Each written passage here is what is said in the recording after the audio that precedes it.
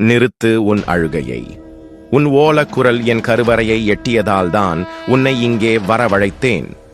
ஏதோ அறியாமல் வந்துவிட்டதாக எண்ணாதே. அனைத்தும் என் சித்தப்படியே நடக்கிறது. பாறை மீது முளைத்த செடி போல எத்தனை துன்பம் வந்தாலும் மீண்டும் மீண்டும் எழுந்து நிற்கிறாய். உன் மன உறுதியைக் கண்டு மெச்சினேன். ஆனால் உன் நம்பிக்கையை சோதிக்க நிழல் போல ஒரு வினை உன்னை தொடர்கிறது என்பதை நான் அறிவேன். கூட இருந்தே குழி பறிப்பவர்கள் யார் என்பதை எண்ணி கலங்குகிறாய். சிரித்து பேசி கழுத்தை அறுப்பவர் அருகிலேயே இருக்கிறார். அவர்களின் கபட நாடகத்திற்கு நான் திரை விலக்கும் காலம் வந்துவிட்டது. என் கண்காணிப்பிலிருந்து எவரும் தப்ப முடியாது. செய்த வினைக்குரிய பலனை அவர்கள் அனுபவித்தே தீருவார்கள். அது என் பொறுப்பு.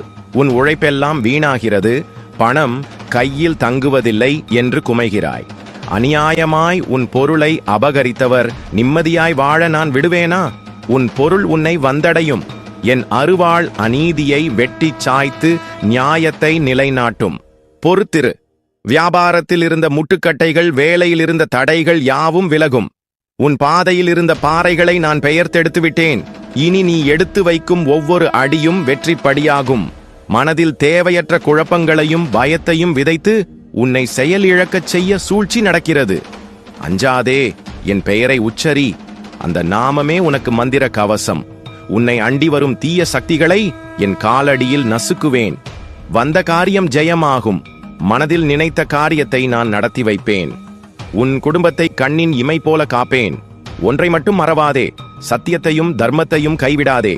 ஏழைக்கு உன்னால் முடிந்த உதவியைச் செய். உன் குலதெய்வத்தை கை நீட்டி வணங்கு. இனி உனக்கு எல்லாம் நல்லதாகவே நடக்கும். சென்று வா, தைரியமாய் செல். இந்த கருப்பன் உனக்கு பின்னால் அரணாய் நிற்கிறேன்.